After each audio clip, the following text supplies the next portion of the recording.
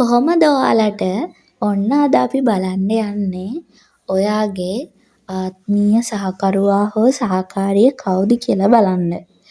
ඔන්න අදත් මම ෆයිල් 3ක් ගෙනල්ලා තියෙනවා. ඔයාලා කැමති ෆයිල් එකක් තෝරගන්න හොඳට හිතලා බලලා.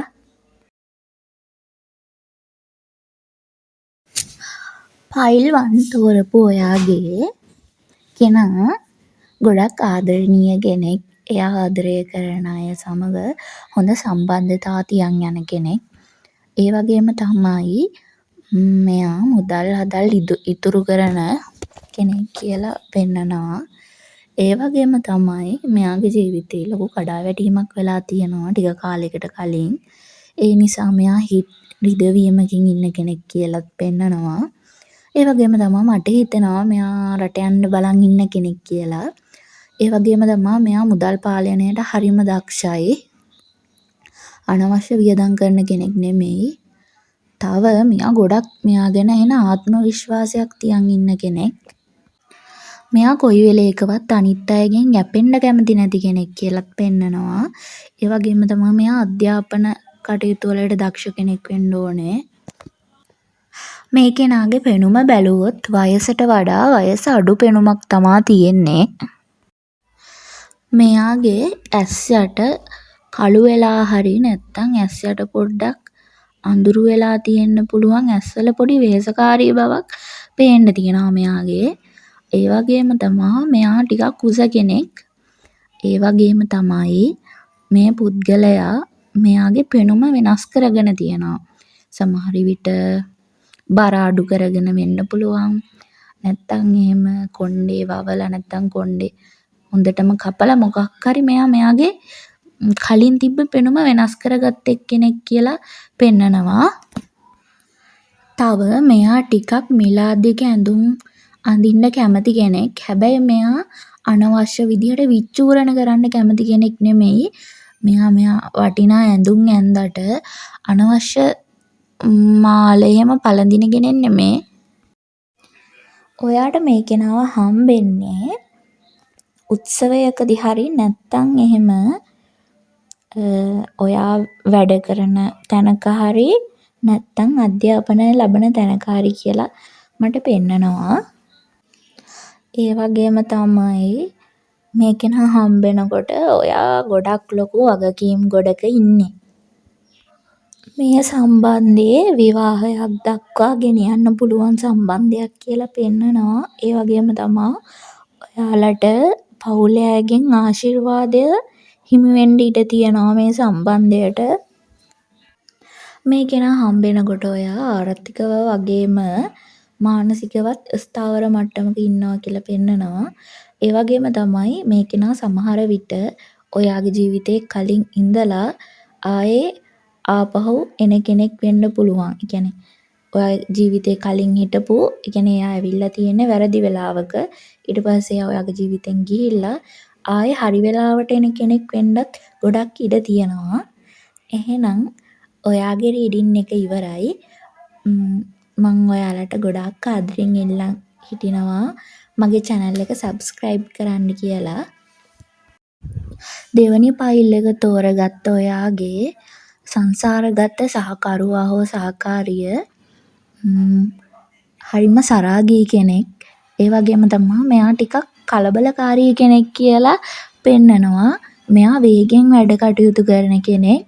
මෙයා කියන්න තියෙන දේ කෙලින් කියනවා මොනවා වුණත්. ඒ වගේම තමයි තව දෙයක් කියන්න ඕනේ. මෙයා දෙකක් අතර හිර වෙලා ඉන්නවා. ඒ කියන්නේ තීරණයක් ගන්න බැරුව මේක මෙහෙම වෙන්න පුළුවන්. සමහර විට ඔයාව තෝරගන්නවද නැත්තම් වෙන කෙනෙක් තෝරගන්නවද කියලා හිතා ගන්න බැරුව ඉන්නා වෙන්නත් පුළුවන්. ඒ වගේම තමයි මෙයා තරුණ පෙනුමක් තියෙන ටිකක් වයසින් වැඩි කෙනෙක් කියලා මට හිතෙනවා. ඒ කියන්නේ වයසට වඩා තරුණ පෙනුමක් තියෙන කෙනෙක් මෙයා. පොඩ්ඩක් පරිණතයි. ඒ වගේම තමයි මෙයා හරිම රොමෑන්ටික් කෙනෙක්. තව මට කියන්න ඕනේ මෙයා ගොඩාක් ආකර්ශනීයයි. අනිත් අයගේ අවධානය මෙයාලට ඉක්මනින්ම ලැබෙනවා. මෙයාට තියෙන්නේ ගැඹුරු ඇස් දෙකක්. ඒ වගේම තමයි මෙයා තද පාට ඇඳුම් අඳින්න කැමතියි. තද කළු, තද නිල් ඒ වගේ පාටවල් මෙයා අඳින්න කැමති වෙන්න පුළුවන්. ඒ වගේම තමයි මෙයා හිටගෙන ඉද්දි උනත් නිකන් පපුව ඉස්සරහට දාලා හිටන් ඉන්නවා වගේ හිටගන්න කෙනෙක් වෙන්නත් පුළුවන්. මෙයා ටිකක් මිලාදික ඇඳුම් අඳින කෙනෙක් කියලා මට හිතෙනවා. ඒ වගේම තමයි මෙයා හරි ආසයි අනිත් අයගේ අවධානය මෙයාට ලැබෙනවා නම්. මෙයා සාමාන්‍යයෙන් නියපොතු, කොණ්ඩේ පවා පිළිවෙලකට තියන් ඉන්න කෙනෙක්. මෙයාගේ පෙනුම ටිකක් දුක්බර පෙනුමක් තියෙන්න පුළුවන් වෙලාවකට. සමහර වෙලාවට මේ පුද්ගලයා නිතරම කල්පනා කරන ස්වභාවයක් පෙන්නුම් කරනවා මූණෙන්. ඔයාට මේ පුද්ගලයාව ප්‍රේම සම්බන්ධයක් බිඳ වැටිලා ඉද්දි ඔයා ඒකෙන් ගොඩක් සුවපත් වෙන්න උත්සාහ කරනවා. ඒ කාලෙදි මෙයාව හම්බෙන්න ලොකු ඉඩක් තියෙනවා. ඔයා මානසික සාමය වෙනුවෙන් කටයුතු කරන කාලෙකදී මෙයාව හම්බෙන්න ලොකුම ඉඩක් තියෙනවා. මේ කෙනා සල්ලි හම්බ කරන්න ගොඩාක් ආස කෙනෙක්. මේ පුද්ගලයාව ඔයාට සමාජ මාධ්‍යයෙන් හරි එහෙමත් නැත්නම් ඔයා ට්‍රිප් එකක් යන ගමන් හරි හම්බෙන්න පුළුවන්. ඒ කියන්නේ ඔයා සතුටින් කොහේ හරි ගමනක් යනකොට මෙයාව හම්බෙන්න ලොකු ඉඩකඩක් තියෙනවා. මේ පුද්ගලයාව ඇත්තටම අහම්බෙන් හම්බෙන පුද්ගලයෙක්. ඊට පස්සේ ඔයාලා දෙන්න අතර ලොකු ආදරයක් ඇති වෙයි. ඔයා කවදාවත් රිලේෂන්ෂිප් එකක් ආයේ පටන් ගන්න නැහැ කියලා හිතන් ඉන්න කෙනෙක් වෙන්න පුළුවන්. අන්න ඒ වගේ අවස්ථාවකත් මෙයා හම්බෙන්න පුළුවන්. ආයේ නම් ජීවිතේට කවුරුත් ඕනේ නැහැ කියලා හිතලා ටික කාලයක් යද්දී මෙයාව හම්බෙන්නත් ඉඩ තියෙනවා. ඔයාගේ රීඩින් එක ඉවරයි. එහෙනම් ඔයා මේ වීඩියෝ එකට කැමති නම් ඔයාගේ කමෙන්ට් එකත් පහලින් ටයිප් කරන්න කියලා මම ගොඩාක් ආදරෙන් ඉල්ලා හිටිනවා. කොහොමද ඔයාලට ෆයිල් 3 තෝරගත්ත ඔයාගේ රීඩින් එක තමයි මේ. ඔයාගේ ආත්මීය සහකරු හෝ සහකාරිය ගොඩක් නිහඬ කෙනෙක්. සාදවලට යන්න, උත්සවවලට යන්න මෙයා කැමති නෑ. මෙයා තනියම ඉන්න තමයි කැමති. මෙයා ගොඩක් මිනිස්සු ගැවසෙන තැන්වල මෙයා ඉන්න කැමති නෑ. මෙයා ගොඩක් මෙයාගේ මානසික නිදහස ගැන හිතන කෙනෙක්. මෙයාලට අනිත් පුද්ගලයන්ගේ හිත් කියවන්න පුළුවන්කමක් තියෙනවා. ඔයා වුණත් මොනවද කරන්නේ, මොනවද හිතන්නේ කියලා මෙයාට තේරෙනවා. ඒ වගේම තමයි මෙයා හිතන දෙයක් කාටවත් ලේසියෙන් හිතා ගන්න අමාරුයි. මෙයා හරිම සාධාරණව ජීවත් වෙන කෙනෙක්. අනිත් මිනිස්සුන්ට අසාධාරණකම් කරන කෙනෙකුත් නෙමෙයි. හැබැයි මෙයාට උනත් අසාධාරණයක් වුණොත් මෙයා නිකන් ඉන්නේ. ඒ වගේම තමයි මෙයා අනිත් අයට උදව් කරන්නත් ටිකක් හිතනවා. ඒ වගේම තමයි මෙයාගේ පැරණි හිත් වේදනාවක් තියෙනවා. ඒ කියන්නේ මෙයාට ආදරේ හින්දා හිත රිදීමකට ලක් වෙලා තියෙනවා මෙයාගේ. පැරණි ආදර සම්බන්ධයක් නිසා. මෙයා මේ හිත රිදවීම තවම තියනවා වෙන්න පුළුවන් මෙයාගේ අතීතේ. මෙයා කෙනෙක්ව දාලා යන්න ඕන නම් මෙයාටම කොච්චර දුක හිතුණත් මෙයා ඒ දාලා යන කෙනාව කොහොමත් දාලා යනවා. මෙයා අනිත් මිනිස්සෙන්ව දාලා යන්න බලනවා මෙයාට ගැලපෙන්නේ නැහැ කියලා හිතුනොත් එහෙම.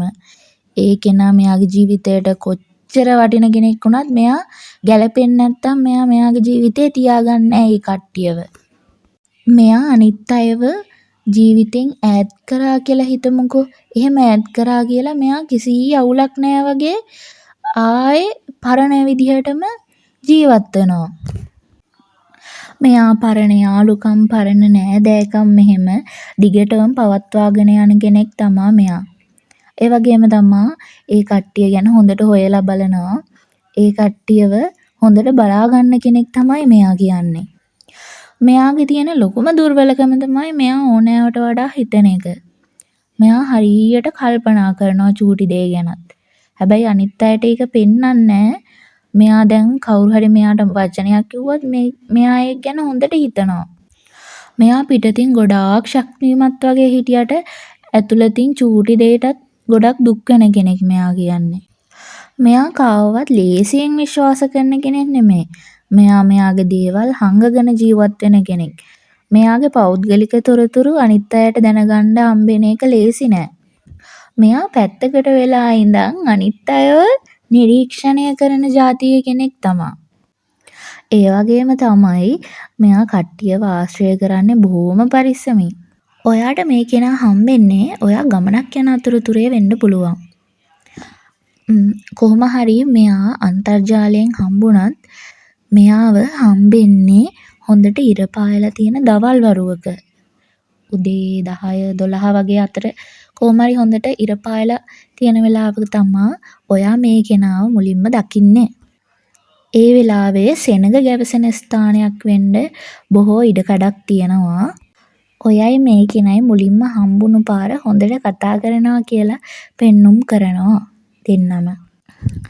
ළමයි මේ පුද්ගලයාගේ ඇස් දෙක ගොඩක් දීප්තිමත් වගේම තමයි මෙයාගේ ඇස් දෙකේ පොඩි කපටි පෙනුමක් පේන්න තියෙනවා. චුට්ටක් කපටි පාටයි මෙයා. ඇත්තටමත් මෙයා ටිකක් කපටි. මෙයා නිහඬ කෙනෙක් වුණත් කතා කරද්දී අන් අයව ආකර්ෂණය කරගන්න පුළුවන් හැකියාවක් තියෙනවා මේ අයට. මෙයා ගොඩක් දීප්තිමත් ඇඳුම් අඳින්න කැමති නෑ. මෙයා ගොඩාක් මහත කෙනෙකුත් නෙමෙයි, ගොඩාක් කෙට්ටු කෙනෙකුත් නෙමෙයි. සාමාන්‍ය ඇඟක් තියෙන කෙනෙක් තමා මේ කෙනා. මෙයා ගොඩක් ආකර්ශනීය කෙනෙක් වුණත් මෙයාගේ මූණේ සමහර වෙලාවට මලානික ගතියක් පේන්න තියෙනවා. මෙයා ටිකක් ගණන් පර්ෆියුම් ඒ වගේම තමා අත්ඔරලෝසු වලට ගොඩාක් කැමති පුද්ගලයෙක්. මෙයාට පෙනුමෙන්ම පොහොසත් පෙනුමක් තියෙන කෙනෙක් කියලා මට කියන්න පුළුවන්. මෙයාගේ විශේෂ ලක්ෂණයක් තමා මෙයාගේ තියෙන පිළිවෙල. සාමාන්‍යයෙන් මෙයා ඔහේ ඉන්න කෙනෙක් නෙමෙයි. අදට රීඩින් එක ඉවරයි. ඔයාලට මේ වීඩියෝ එක රෙසිනේට් වුණා නම් මට කමෙන්ට් එකක් දාන්න කියලා ගෞරවයෙන් ඉල්ලා සිටිනවා.